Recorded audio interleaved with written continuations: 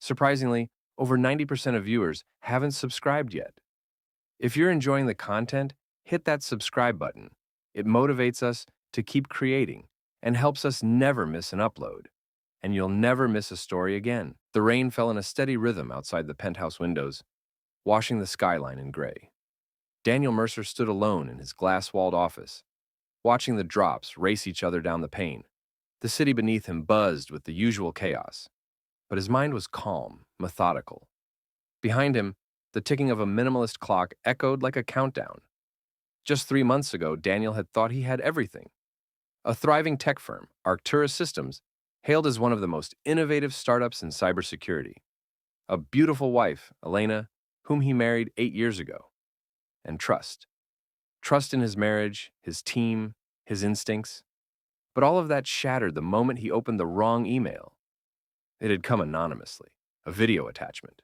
No message, no sender. Just a file titled, "You Should Know." He almost didn't open it, but curiosity, that dangerous seed of all downfall, got the better of him. The footage played in silence. No sound was needed. Elena, in the arms of Charles Hanover, her so-called business mentor. A man 20 years her senior, CEO of a multinational conglomerate, and the father of Gregory Hanover, Elena's ex, and, unknown to Daniel until recently, her current partner in betrayal. The betrayal didn't end with infidelity. Documents revealed Elena had never been infertile, as she had claimed. She simply didn't want Daniel's child. DNA reports showed that the boy she occasionally watched for her cousin was in fact her son, with Gregory. And then came the revelation that hit Daniel the hardest. Elena and the Hanover family had been slowly moving to seize control of Arcturus Systems. Through shadow companies, board manipulations, and quiet legal maneuvering, they aimed to force a merger, replace Daniel as CEO, and sweep the company into the Hanover tech empire. Daniel didn't scream. He didn't rage. He simply watched. And when the video ended, he stood in the dark, surrounded by his empire, no longer wondering why the woman he loved had become emotionally distant, or why her lawyers suddenly took an interest in his company's incorporation documents. He poured himself a glass of water, not whiskey. He'd need a clear mind. Daniel knew one thing. Vengeance wasn't about brute force. It was about precision. And unlike them, he had patience. 2 weeks later, he quietly relocated his personal operations to a private office in an undisclosed building owned by one of his shell companies. Not even his assistant knew. There, with a team of 3 trusted confidants, old college friends from law school, and an ex-NSA analyst, he began what he called Project Dismantle. While Elena continued to play the doting wife at gala events and board meetings, Daniel was designing her undoing. He started by analyzing the Hanover's financial holdings. Their empire was vast but brittle, leveraged on artificial valuations and intertwined subsidiaries. One disruption in the chain could ripple through the entire structure. His lawyer friend, Mason Clark, built legal traps within Arcturus's charter that would void certain merger terms if triggered under specific clauses. They found a loophole in the shares Elena thought she owned. They were non-voting in specific merger scenarios. She just didn't know it. At the same time, Daniel began quietly buying controlling interest in 3 of the Hanover's minor but critical suppliers under various LLCs. If timed right, he could choke them logistically, legally, and financially. But this was just the first layer. He needed them to feel safe first. One morning, Elena brought him coffee in bed, smiling as if nothing had changed. She kissed his cheek and mentioned a Hanover-hosted dinner for potential Arcturus investors.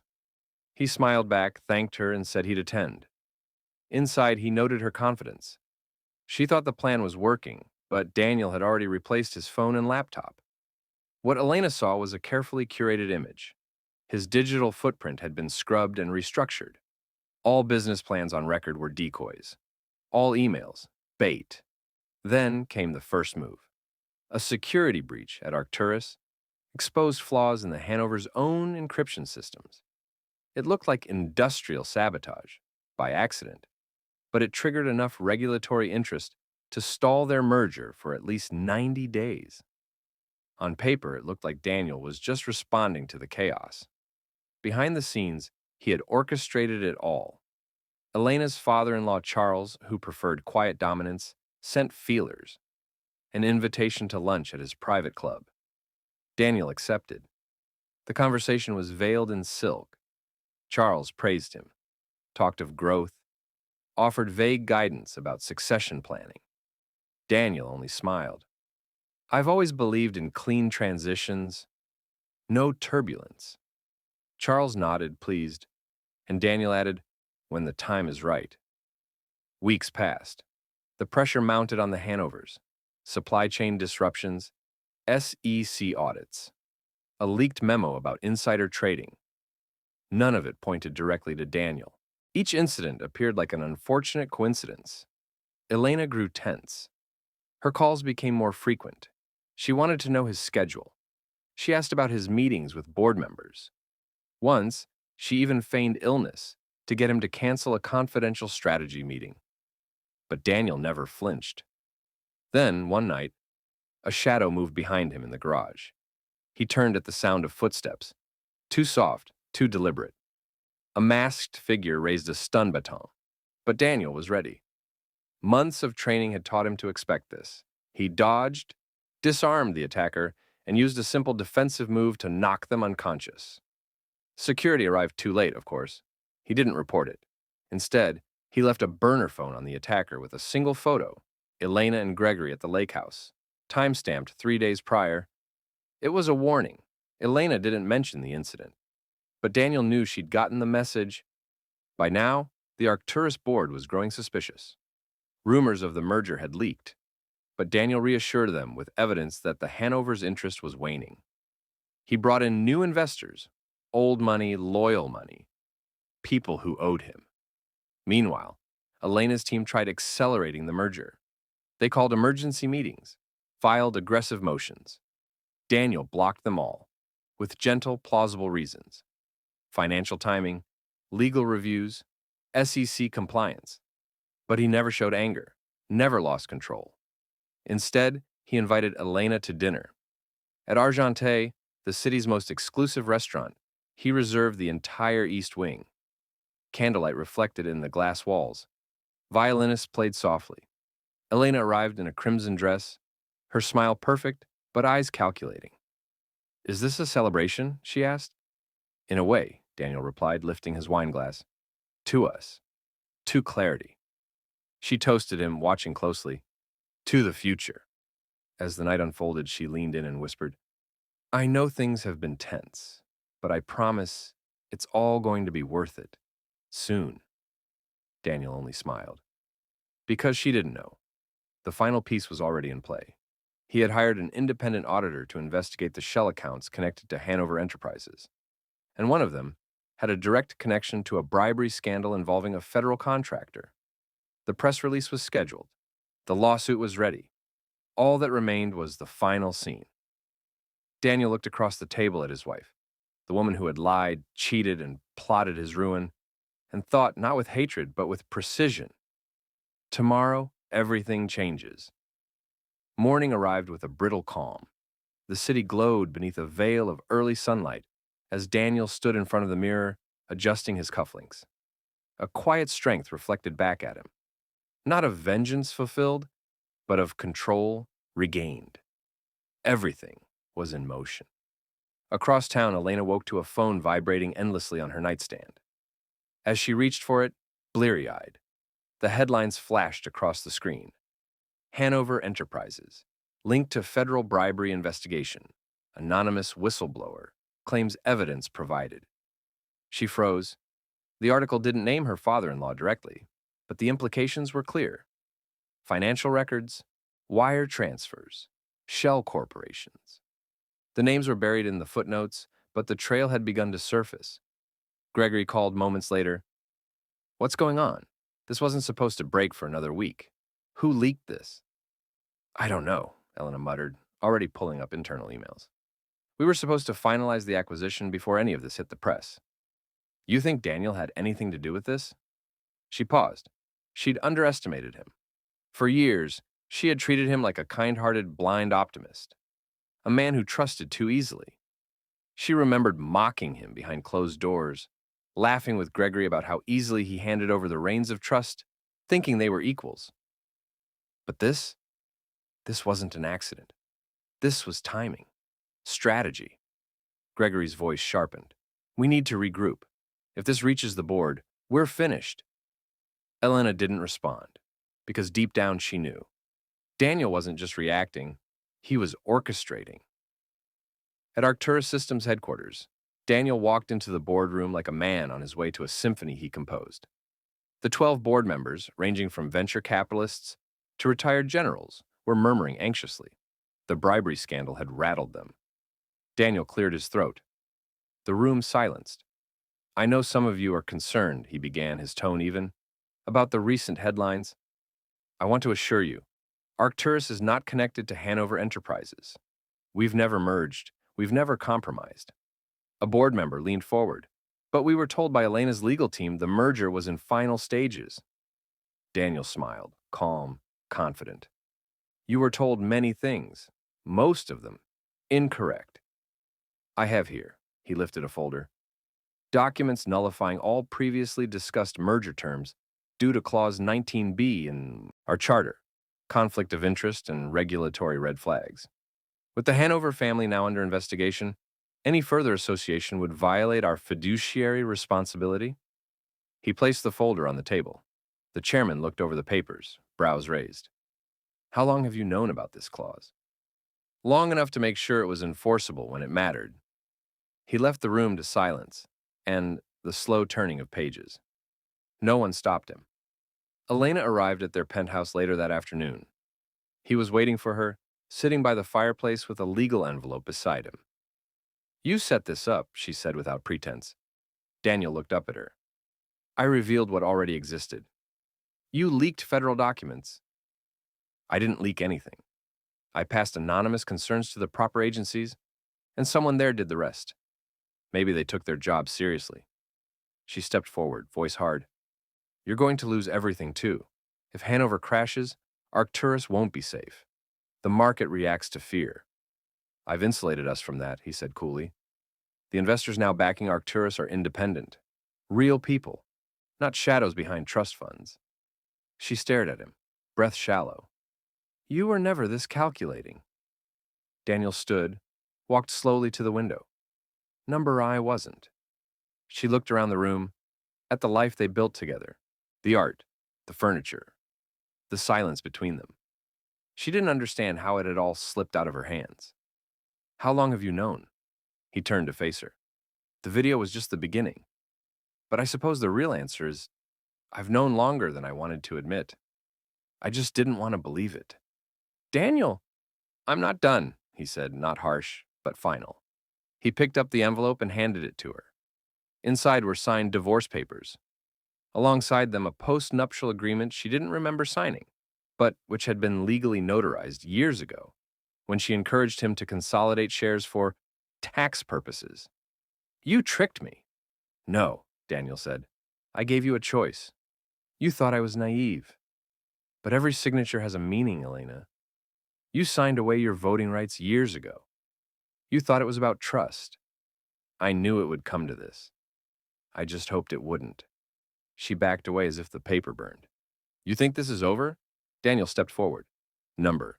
It's just the second act. That night, Elena met with Gregory and Charles in a private estate outside the city. Panic laced their conversation. She gave up the voting rights? Gregory snapped. Are you kidding me? I didn't realize he buried it in some LLC restructure. Charles remained quiet for a moment, swirling his scotch. Then, we need to silence this.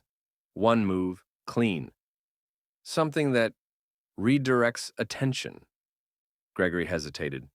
You mean, we've used that team before? Elena said nothing. She wasn't just complicit now. She was part of something darker. 2 days later, Daniel was driving home from a private meeting with Mason when the brake lines on his car gave out. He managed to maneuver off the highway, narrowly avoiding an overpass crash. The car spun out and came to a halt against a guardrail. He sat for a moment in the twisted silence, heart pounding. Then, slowly, he smiled.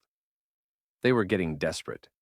He left the car where it lay, flagged down a passing vehicle, and disappeared for 24 hours. The next day, news broke. Daniel Mercer missing after highway accident. No body found. Speculation spread like wildfire. Suicide, foul play, insider scandal. His disappearance only added to the Hanover controversy, causing public suspicion and regulatory pressure. But Daniel wasn't gone. He was watching. He stayed hidden, letting the chaos build. He watched Elena speak to reporters with the perfect tone of concern, Gregory standing nearby like a hawk. Charles gave a press statement about their hope for Daniel's safe return. They didn't know he'd already prepared the final reveal.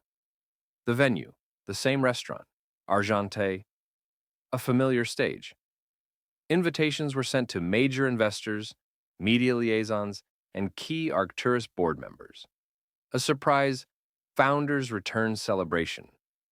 Elena and Gregory attended out of suspicion, not excitement. Daniel appeared through the marble doors like a ghost, alive, composed, dressed in midnight blue. The room fell silent. Elena's face went pale.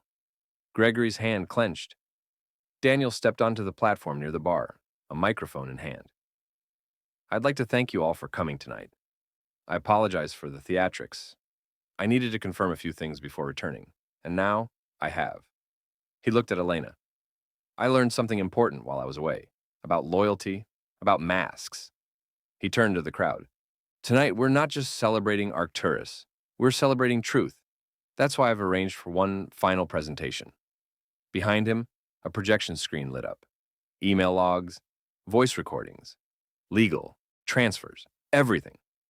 From Elena's coordination with Gregory, to Charles's attempt to purchase Arcturus board members, to a digital trail leading back to a deleted transaction, money paid to a private contractor to sabotage a vehicle. Every detail, every lie, every betrayal. Caught, documented, delivered. Gasps echoed through the room. Elena stepped back. Gregory looked to Charles. Security began moving toward them. And Daniel, still calm, stepped off the platform. He met Elena's eyes one last time. "You built this web," he said, "and now you're trapped in it." The footage ended, and for a moment, the restaurant fell into perfect silence. No forks clinked, no glasses chimed, no one spoke. The soft music that had underscored the evening was gone, replaced by a tension so thick it felt like the air had changed. Every eye in the room turned toward Elena, Gregory, and Charles, once poised, now frozen beneath the weight of undeniable truth. Elena's composure cracked first. Her hand trembled slightly, resting on the tablecloth as if to anchor herself. Her eyes darted toward Daniel, but the warm, trusting man she once manipulated was gone. What stood before her now was something colder, measured, sharp, and untouchable. Gregory rose abruptly, voice low. "This is slander. That audio could be faked." Daniel didn't even look at him. "Feel free to take it up with the district attorney. I've already shared everything with their office, including the transfer records and time-stamped correspondence. They've confirmed their authenticity." Charles remained seated, eyes narrowed, fingers steepled. He had survived worse storms than this, but even he knew this time they were caught. The foundation had cracked too wide. The moves had been too aggressive, and Daniel had played it better than any of them expected. Across the room, reporters and investors whispered furiously, snapping photos, making calls. Some were already texting headlines. The Hanover reputation, the one they'd spent generations building, was now unraveling in front of everyone they needed to impress. Daniel took a single step closer to their table. "You tried to take my company. You used my marriage as a pawn. You lied about a child. And then, when it didn't go your way, you tried to make sure I disappeared." He let the silence sit before continuing. "But I didn't just survive. I built something while you were busy plotting." He gestured subtly toward the back of the room, where a group of serious-looking individuals stepped forward. Federal agents, no spectacle. No arrests here. But the message was clear. This wasn't just about personal revenge. There were consequences beyond this room. Charles stood now, slowly, still composed. You think you've won, Daniel? We've built an empire. You exposed one piece. That won't be enough. Daniel smiled faintly. Empires don't fall from explosions. They fall from rot. And yours has been rotting for years. I just made sure the light reached it. He turned to the crowd. For the record, Arcturus Systems is no longer under any acquisition talks. Our board has voted unanimously to remain independent. And our future will not be decided by those who deal in shadows. Applause rose, cautiously at first, then with confidence. Investors who had doubted him now saw a leader who hadn't just protected his company. He'd outwitted some of the most powerful people in the industry without ever raising his voice. Later that night, Daniel stood on the rooftop terrace, looking out over the city. The noise of the evening had faded. The guests were gone. His team had left, their job complete. Footsteps approached behind him. It was Mason. You sure you're okay? The lawyer asked. Daniel nodded slowly. I will be. It's not about winning. It's about ending it clean. Mason leaned on the railing beside him. You could have gone public months ago. Why wait this long? Daniel didn't answer right away. He watched the traffic below, the lights flowing like veins across the city. Because if I'd acted out of anger, I'd have become them. I needed to do it with clarity, not for revenge. For closure, Mason gave a small, respectful nod. You're a better man than I would have been. Daniel finally turned toward him. You ever read The Count of Monte Cristo? Sure, years ago. Why? He said, only a man who has felt ultimate despair is capable of feeling ultimate bliss. I understand that now. Mason grinned. Heavy stuff for a guy who just dismantled $1 billion dynasty. Funny, Daniel replied. I don't feel heavy. I feel free. The following morning, headlines dominated every major outlet. Arcturus CEO exposes Hanover family in corporate scandal. Elena Hanover Mercer resigns from board amid revelations. Federal investigation into Hanover Tech intensifies. Charles Hanover stepped down quietly from all public positions. Gregory vanished from the media spotlight. Elena retreated behind a carefully worded statement about family privacy. But Daniel didn't gloat. He didn't grant interviews. He didn't write a tell-all book. He simply returned to work. 3 weeks later, he visited the lake house. Not to confront. Not to reclaim anything. Just to close the final loop. He stood by the water, watching the sun drift across the surface, calm and slow. Somewhere behind the trees was the past. A version of him that once believed love alone could shield against deception. He didn't hate Elena anymore. Pity, perhaps. Not for what she did, but for the emptiness that must live inside someone who trades integrity for ambition. He left the key to the house on the dock, walked away without looking back. Months passed. Arcturus thrived, now hailed as a case study in corporate resilience and leadership under pressure. Daniel became a quiet legend in the tech world, not because he shouted, but because he endured. The betrayal had not broken him, it had forged him. And in the end, that was his greatest revenge. Not the takedown, not the courtroom theatrics, not the headlines, but survival, integrity, and peace. Because sometimes, justice doesn't come with a gavel or applause. Sometimes it comes quietly, when the liar hears silence where they once heard applause, and the betrayed walks away with nothing left to prove. Daniel Mercer walked on, and the city, unaware of the storm that had passed, kept breathing forward,